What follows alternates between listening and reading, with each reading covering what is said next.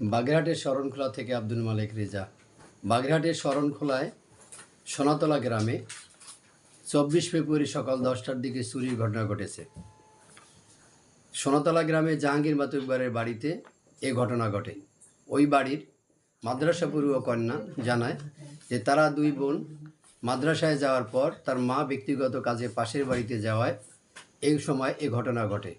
তিনি আরও জানান যে ঘরের তালা ভেঙে চোর চক্র ঘরের মধ্যে প্রবেশ করে এবং আলমারি ভেঙে তাদের 2টি নাকফুল এবং অন্যান্য মালামাল তছনছ করে দিয়ে চলে যায়।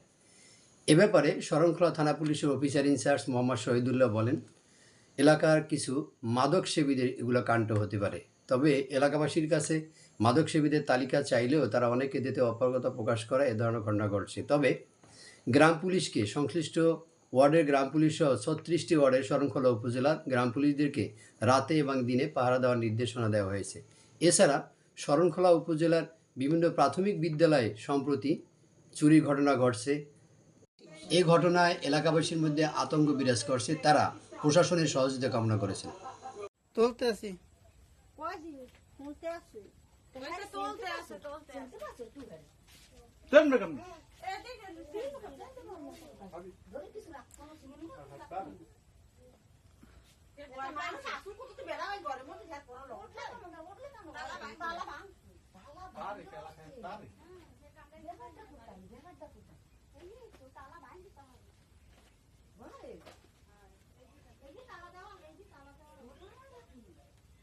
আরে এগুলো আগে জেলখানায় কই দেখছি না কত ধরা অনেক আগে থেকে মানুষ দেখতে পাচ্ছে পুরোটা নাম্বার শুরু আছে হ্যাঁ ভালোই নাম্বার ভালো শ্যামলা ব্যাংক করা